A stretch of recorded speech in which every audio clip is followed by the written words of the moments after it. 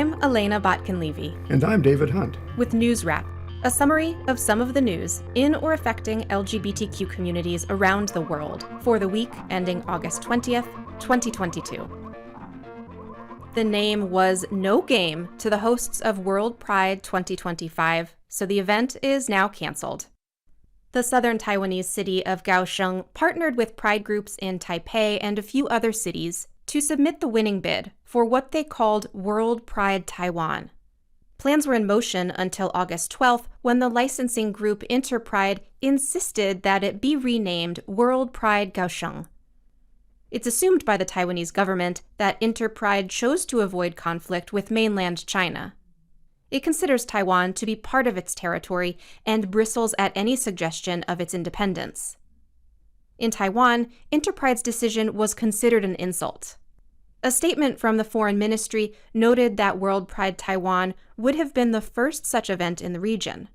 It read, "Taiwan deeply regrets that EuroPride, due to political considerations, has unilaterally rejected the mutually agreed-upon consensus and broken a relationship of cooperation and trust, leading to this outcome. Not only does the decision disrespect Taiwan's rights and diligent efforts, it also harms Asia's vast LGBTIQ+ community and runs counter to the progressive principles espoused by EuroPride." Taiwan's resistance came as a surprise to EuroPride. Noting that WorldPride events have traditionally been named for the host city rather than the country, its media statement said, "We were confident that a compromise could have been reached." However, WorldPride Taiwan 2025 organizer Ku told reporters that the specific name was used throughout the bidding and selection process, starting in early 2021. WorldPride 2023 is scheduled for Sydney, in the Australia state of New South Wales. U.S. trans people who experience gender dysphoria are protected by 1990's Americans with Disabilities Act. This according to a ruling this week by the Fourth Circuit Court of Appeals. The landmark ADA specifically excludes transvestism, transsexualism, and gender identity disorder. However, U.S. Circuit Court Judge Diana Gribben-Motz wrote for the three-judge panel, "Nothing in the ADA compels the conclusion that gender dysphoria constitutes a gender identity disorder excluded from ADA protection." She said that the disorder definition concerns itself primarily with distress and other disabling symptoms, rather than simply being transgender. Transgender plaintiff Kesha Williams sued Fairfax County, Virginia, for housing her with men and denying her appropriate gender-affirming medical care during her time in jail. The appeals court sent the case back for reconsideration to the lower court, which had ruled against Williams. Other trans plaintiffs have succeeded in lower courts, but this is the first time that a federal appeals court has affirmed their coverage under the ADA. Whether or not transgender people are protected by the ADA has been controversial even within the transgender community. Some say that interpreting the law to include them provides added legal protections. Other transgender advocates insist that being transgender is not a mental disorder and object to any descriptive language implying otherwise.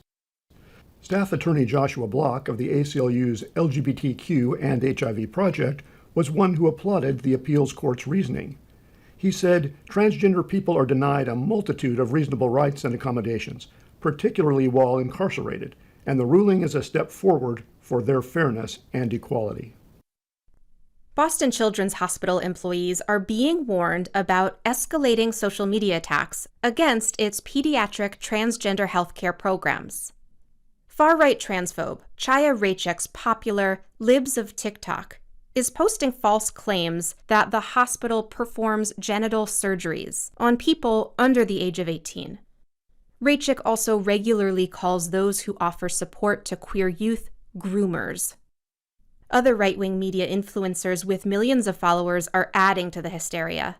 The Daily Wire's Matt Walsh and The Daily Caller continue their sensationalistic misinformation campaigns, despite being fact-checked by reputable organizations. Meanwhile, the social media accounts of individual doctors have been plagued by vulgar and harassing comments and bogus negative reviews.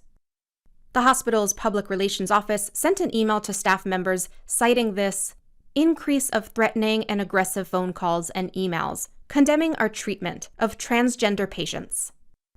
Management offered suggestions on how to deal with harassment and threats and is increasing its own security staff and working with law enforcement to ensure the safety of every employee. The statement affirmed, Boston Children's Hospital is proud to be home to the first pediatric and adolescent transgender health program in the United States. Hospitals offering gender-affirming treatment to transgender youth in Dallas, Pittsburgh, and other U.S. cities have also been protested on social media.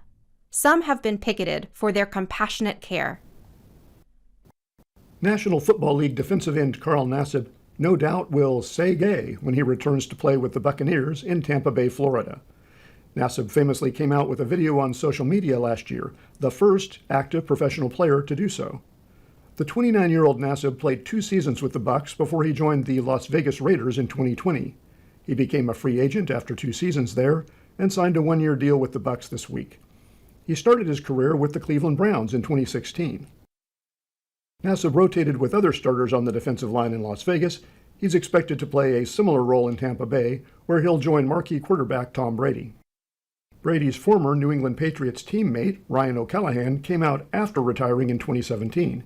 He told the queer athletic site Outsports that Brady would absolutely have accepted him if he'd come out at that time. O'Callahan quipped, being married to Brazilian fashion supermodel Gisele Bündchen, I'm sure he's met a few gay people in his life.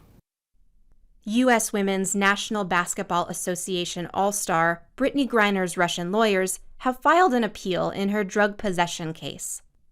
Griner has been behind bars since mid-February and was sentenced to 9 years in prison on August 4th. The African-American lesbian was arrested at the Moscow area airport for admittedly leaving medically prescribed cannabis vape cartridges in her luggage by accident as she rushed to make her flight. Possession of any amount of cannabis is illegal in Russia, but the penalties for mere possession are usually much less severe. Griner is a member of the Phoenix Mercury, but many underpaid WNBA players do off-season duty abroad. She's played for the women's basketball team in the Russian city of Yekaterinburg for several years. The real drama is not on the court or in the courtroom, but behind the scenes. Russian Foreign Ministry spokesman Ivan Nechayev said late this week that they were engaged in quiet diplomacy with the United States about a potential prisoner exchange.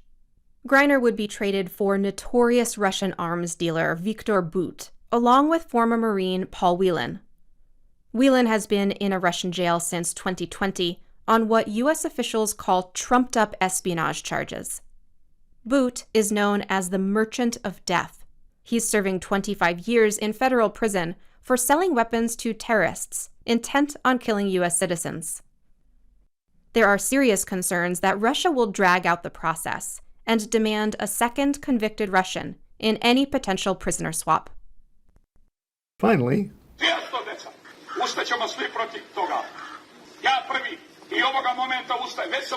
Serbian Orthodox Church Bishop Nikanor Buganovic hexed the annual EuroPride celebration being hosted in the capital city of Belgrade in September. In a YouTube post, he vowed, I will curse all those who organize and participate in something like that. If I had a weapon, I would use it against them. He warned that people would come to the socially conservative Balkan country to flaunt and desecrate the holy Serbian city. Nikanor serves a region that covers parts of Serbia, Romania, and Hungary. A few days after his rant was posted to YouTube, thousands of protesters filled the streets of Belgrade chanting, "Hands off our children," and "Stop the parade of shame." Local media reported that the demonstration was well orchestrated by the Serbian Orthodox Church itself. President Alexander Vučić told the press that he personally opposes the Pride event, but asked, "What do you care if someone walks for a day? When I see that aggressive tone in someone, I always wonder what is hidden behind it." Vučić believes that Nikanor's target was probably lesbian Prime Minister Ana Brnabić, although queer activists say she's done nothing to advance LGBTQ equality since she took office in 2017. Nevertheless, Vučić added, Bishop Nikanor insulted himself and our church, humiliated our church much more than Ana Brnabić or anyone else ever did. That's NewsWrap, global queer news with attitude, for the week ending August 20th, 2022. Follow the news in your area and around the world. An informed community is a strong community. NewsWrap is written by Greg Gordon, edited by Lucia Chappelle, produced by Brian DeShazer, and brought to you by you. Thank you. Help keep us in ears around the world at thiswayout.org, where you can also read the text of this newscast and much more. And you can read the transcript and listen to NewsWrap each week by subscribing to our This Way Out radio channel on YouTube. For This Way Out, I'm David Hunt. Stay healthy. And I'm Elena Botkin-Levy. Stay safe. This Way Out delivers LGBTQ news and culture to more than 150 local communities on radio stations around the world, and we are also a free online news service. You can choose your favorite way to listen, online or on the air, at thiswayout.org. Please sign up for our free e-newsletter, Inside This Way Out. We will respect your trust in us and make sure your personal information is never shared with others. Just send us an email at info@thiswayout.org to receive the informative and unique addition to the show. You'll be invited to join us for a more in-depth look into our stories and be encouraged to learn more about This Way Out's 3 decades of broadcast activism. We hope you choose to join us in celebration of LGBTQ history and culture. Email us at info@thiswayout.org to join the movement. We'll make sure you always know what's going on inside This Way Out.